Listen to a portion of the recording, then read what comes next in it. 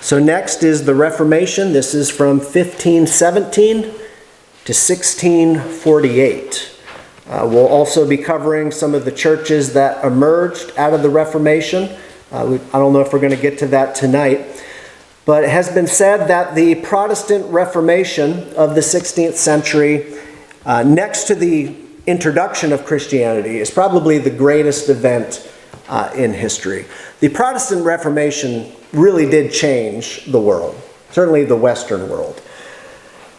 So it marks the end, the Reformation marks the end of the Middle Ages and the beginning of what is considered modern times. I know 1500s, 1600s doesn't sound like modern times, but that's the way historians view it. So what is the Reformation?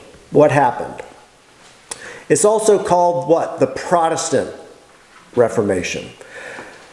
So this was a major movement within Western Christianity. This does not affect the Eastern Church.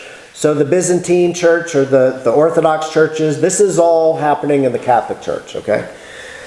So in the 16th century or the 1500s, there was posed a religious and political challenge to the authority of the Catholic Church, to the authority of the Pope, arising from what were perceived to be errors and abuses and discrepancies by the Catholic Church. One of the things that really kicked it off was the selling of indulgences. So what happened was the church had spent all of its money and maybe wasteful spending, and they wanted to build this project known, what we know today as St. Peter's Basilica. So the Vatican today, that structure was built basically from money collected from the sale of indulgences.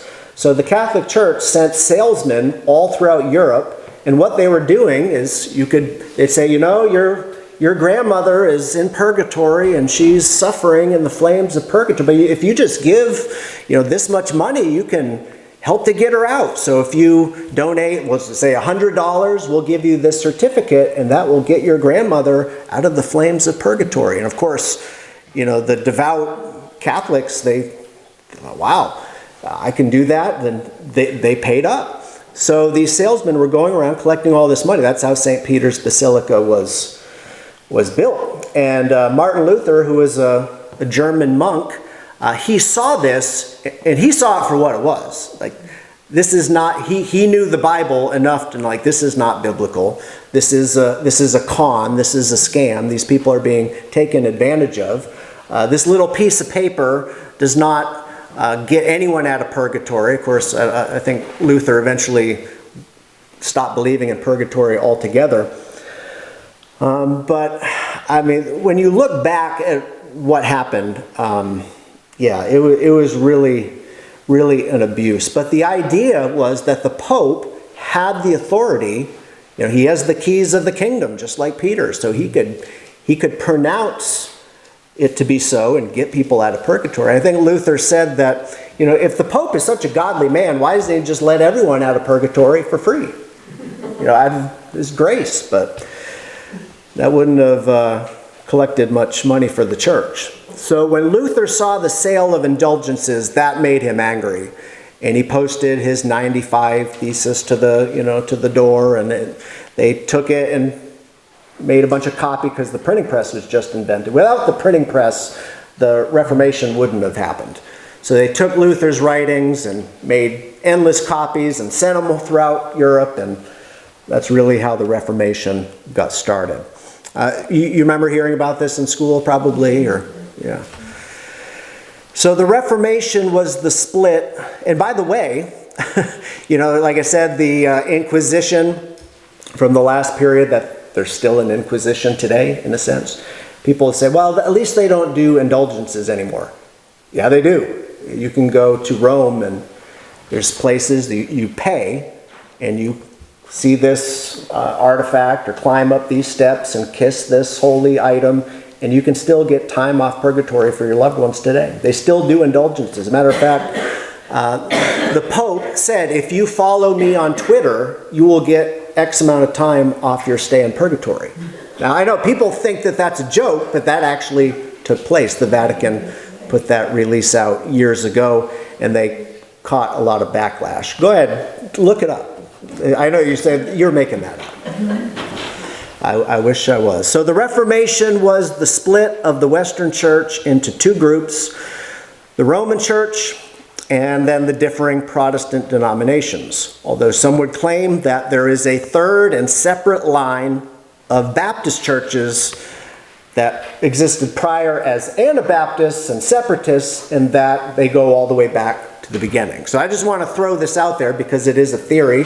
I was talking with someone just this past week who believes in this version of church history, and I'm not saying they're wrong, I'm just saying that this is a disputed thing. So remember, the Catholic Church they say that we're the true church, we go all the way back to Jesus. The Orthodox Church says, no, we're the true church, we go all the way back to Jesus. But both of those lines kind of go back and merge at some point. So there's like one line of Christianity going back way, way, way back to the first century. But there are Baptists today and independent churches who claim that we go back, that there's a totally separate line of Christians that existed outside of the Catholic Church. You understand? Mm-hmm. Some people say that's fantasy. That's all made up. That's not true. Others firmly believe it. I think you can look at churches that practice infant baptism and you can say, yeah, they have ties to the Reformation churches or to the Catholic churches. But Baptists do not practice infant baptism. So the idea is that Baptists will say, we're different. We're different from all the Protestants. We're different from the Catholics, and we've always been different, and there's been people like us ever since. I kind of like that theory, and I would like to identify. I can't prove that that's true, but that's a belief that's out there, just to let you know. Any comments on that? Have you heard anything like this? Okay.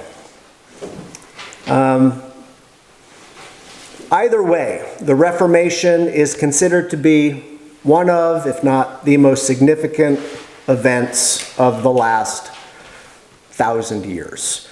The main figure, we already said, is a German monk named Martin Luther, and it's not Martin Luther King Jr., okay? I remember we were going to do a movie, was it 2 or 3 years ago? We did a movie here. Had movie night where we showed, what was it? The movie was called Martin Luther, I think. And some people thought we were showing a movie about Martin Luther King Jr. Same name, I know it can get confusing, but totally, totally different. So Martin Luther was a German monk. So now there's even more division in the so-called Holy Apostolic Catholic Church, because it already split once in 1054, and now it's splitting again. And this is one thing that the Catholic Church will say. And it's a powerful argument for a lot of people. They say, we are united. We are, the united Holy Catholic Church. We are one church. And look at these Protestants. There's 30,000 Protestant denominations. It's just filled with confusion, but we are united. And a lot of people, because the Catholic Church is old. They go back a long way. And people view that as, well, that means credibility. Is there really 30,000 Protestant denominations? Not really. That's kind of a fake number. There's really only about between 10 and 20, maybe 18 real Protestant traditions. So don't buy into that too much. And by the way, the Catholic Church really isn't that united. I mean, I know Catholics who, they do not recognize Pope Francis. They do not like Pope Francis. Others love him, and there's a lot of division within the Catholic Church, truth be told. But anyways, the church is starting to fracture more and more during the Reformation era. So there's the Reformation churches. Which is the first Reformation church? Lutheran, good. Then you have the Church of England. The event that's happening is that this week, Prince Charles is being coronated as the King of England. One of his titles is Defender of the Faith. So Prince Charles is considered the head of the Church of England. I've heard that he's going to take the title Defender of the Faiths, plural. that he's trying to be inclusive of other religions. I don't know if that's going to end up happening or not. But the story of the Church of England is an interesting one. King Henry VIII, who was king at the time, during the Reformation, he wanted a divorce, and the Pope would not grant him a divorce. So he said, well, forget you, I'm breaking away, and I'm the head of the church now. So the Church of England was formed because King Henry VIII wanted a divorce, and the Pope wouldn't get him, so he broke away from the Catholic Church. So that's the story of the Church of England. So there was the Lutherans, the Church of England, then the Reformed churches. From the Reformed churches, you get the Presbyterians, and on it goes. And then you get the Congregationalists, and the Methodists came from the Wesleys. Yeah, the Church of England, you got the Wesleys, and then you have the Methodists and the Wesleyans, and it just keeps fracturing and into what we have today.